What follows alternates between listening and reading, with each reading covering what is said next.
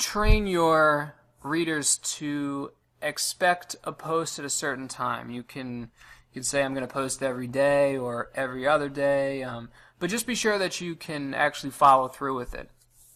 Every day, according to research firm Social Bakers, is what most top brands do, once per day. But they also say that twice per day sees a drop-off in engagement. You can also schedule posts in advance, and this is pretty simple. Once you've posted something, in the lower left-hand corner of the post, you'll see a little clock, and you can click that and choose when and what time you want your post to show up. Again, be sure to use Facebook Insights to figure out when your fans' peak times are and schedule posts for those times. But it all depends on how dedicated you're going to be to updating your Facebook page. You, of course, want to make sure that whatever you're putting there has some value for your readers, so I would use a mix of video, audio, texts, and then use a program called Buffer and see which gets the highest number of clicks so you can then focus on the best one. And this is at bufferapp.com, B-U-F-F-E-R, app.com. Another way of gaining exposure to a wide variety of potential contacts is to join groups that are related to your product. This allows you to cross-reference your business and mass post to everyone in the group. Now, when you're posting either to Facebook groups or just a post on your own page, you're going to want to use images. Images are going to increase the number of people that click on your site. And there's a great program that you can use to automatically post with images so you don't have to go around and collect all the ones you want. I'm going to send you over to a YouTube video to let Jay Westman explain this a little bit more, but this is a really cool program. It's FP Traffic, $10 a month, but it collects images from all over the web and posts for you automatically. So if you have a page that's dedicated to a certain niche and you don't want to spend the time to collect all of these images and then schedule them all out, FP Traffic will do that for you. Now, I don't want to sound contradictory because in a second I'm going to talk about Open Graph meta tags and carefully selecting your images. But what FP Traffic does is it makes the collection process a lot easier. But you'll see more about what I'm talking about in the video. Jay explains it really well. When you do use images, you want to carefully select the photos that you want to represent your material and make sure Facebook doesn't just choose any photos at random. Their photos could get cropped or just be too boring to get people to click on your stuff.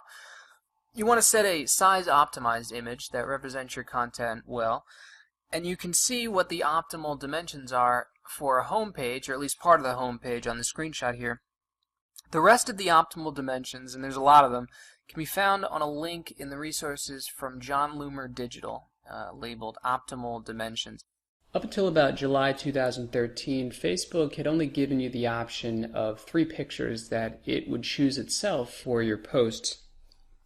So when you included a link in one of your posts, you could scroll through the 3 that they chose, but sometimes they were really bad and they weren't going to grab a whole lot of attention. And so they had something called the Open Graph Protocol, which was a way to choose the image that you wanted. But unless you were pretty tech savvy, it was going to be pretty difficult to do. There was also something called the Open Graph Protocol plugin that you could use for WordPress-based blogs and websites that would allow you to choose the image. But now Facebook allows you to upload whatever image that you want for your pictures. So if you post a link in there, normally it gives you the 3 options, and you can scroll right or left, and it'll pick pictures from inside of your post. But you can also go down to the Upload Image button at the bottom and then upload something from your computer that is a little more appropriate.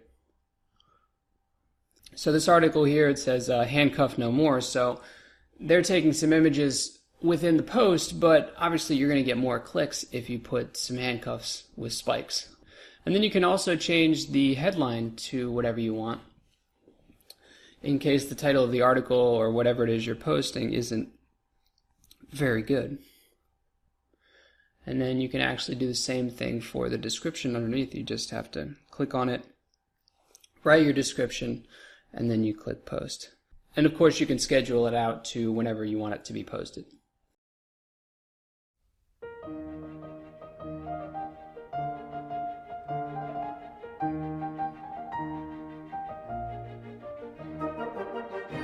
So this next part here I want to teach you is how do you continually engage with the pages that you've connected with, page to page. Now obviously as Bill DeRosa, everybody's used to this where when you're logged in as your personal profile, and what do you do to look at conversations? You click on home. And when you click on home, bear with me a second here, it's everything that you're associated with, everything, all your conversations, everything else like that, okay? The same goes for when you're a page. Back to talking finger, log in as my page. Your page has a home button too. Now this is vitally important for long-term engagement. When you are logged in as your page and you click home, these are all the pages you're connected to page. Now this is really great because now you can go back to all these pages that you've connected to earlier when I showed you how to connect like a page twice. Once is yourself, once is your page. What you really should be doing too is you should be sorting. Facebook by default sorts to top stories, which you actually want to click on is most recent. That way you get more things here. And now, again, this is my pages home feed. So everything I've connected with, notice it's all pages, everything else like this. So if you want to continue engagement with the people that, or the pages, sorry, that you've connected with, click on home and now you can go. Best time, you can see, sorry, there's a post here, best time to tweet and post on Facebook and Twitter. Social Media Examiner has a post here, Churchill Classic, Sweetie Sweepstakes, etc., etc. What you could do is spend a little time. You don't have to click on every single one, okay? The idea of engagement is to be able to say something intelligent on these pages. And also what you're doing is you're continually exposing your page to an audience. So let's go to a Social Media Examiner for an example here, okay? This is my reminder. I'm back on Social Media Examiner's page that I've connected with, and now what I can do is go through and look for interesting posts. Again, you just don't pick one out of the blue. The best way to do it is find something that they've posted recently that you can really discuss. Do you talk politics and social media and stay away from it? I can comment here. Or I can comment on this post, 10 ways to grow your Facebook following, etc. And once I've made the post, then I can click on home again and now go through them again. And because it's sorted most recent, you'll see 2 new posts popped up since then. And like I said, just go down the line, comment on, this is a great picture here. I can just click on this image if I want. And now I can just post here and congratulate the people, whatever I want. But the idea is constant exposure of your page. Now, one more thing I want to show you is that some people, instead of connecting the way I just showed you, like you're liking twice, once is your personal profile, once is your page, and then engaging, what some people actually do, and especially from LinkedIn I notice, is they come and they actually message the page instead of engaging with the page. And I don't mean to pick on anybody here, but I'm just going to click on this one right here. Now, this is great and everything, and Danielle here did tell me about her page, which is great. But if you think about what she did was, she really only told me about her page. So even if I go there and I like it right now and I do everything that I just said, she didn't help herself by going into my messages. If you think about this aspect, the message is a direct message right to me. So I'm the one who's going to see this, nobody else. Whereas if Danielle would have taken a little bit of time and went through the steps that I just showed you, she would have had some exposure. Like I'll point on Bigfoot Media right here. See, now they came and they actually engaged in our page. Scroll up here, and they wrote something on our wall that was interesting, and now there's engagement. But what happens is everybody that comes to visit our page now sees this, Bigfoot Media. They can hover over it, they can click on it and go there. I like the page from here. And you'll see some other pages down here. Scroll down a little bit.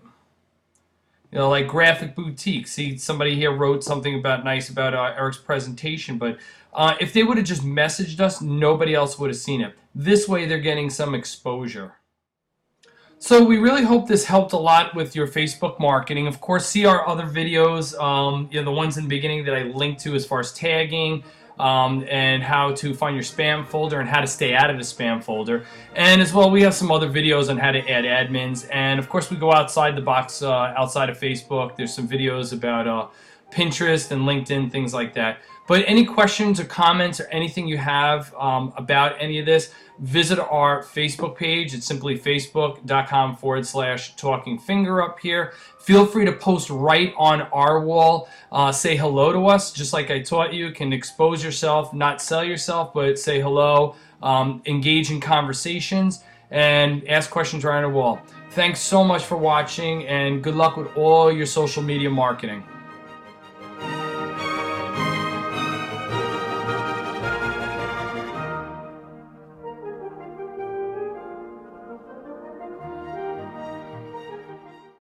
Just as we did with Twitter, the first step in creating high-quality content for Facebook is deciding on your goal. Put another way, what action do you want a user to take after they read your content?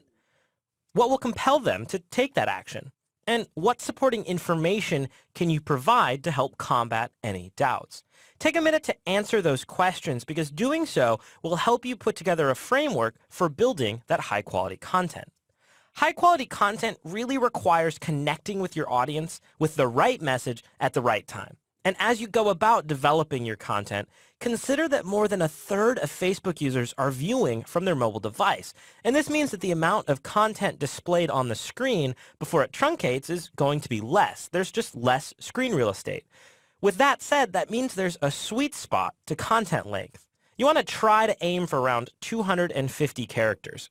This is by no means a rule. Your audience might enjoy long-form content or even extremely short status updates. But if you need a place to start, try to aim for 250 characters, as that's a good starting place and it keeps your content easy and palatable. The type of content you decide to promote will also weigh into the quality of your post. Consider using eye-catching images with any content you post. You can even experiment with using links or videos, as both are something that Facebook supports. When you're just getting started, it's a really good idea to try all kinds of different posts to see which one gets the most attention. Visual posts tend to look better and also get a lot more likes, shares, and comments than other kinds of posts for most brands. You can also try posts such as offers or even creating an event for a special occasion. Use the level of responsiveness on each particular piece of content to gauge how well it does. So this way you can compare how well a photo does to your audience versus, say, a strictly text post. And experiment. Try throwing in an infographic, a quote, maybe a behind-the-scenes photo. Change it up from time to time and see if your audience responds positively.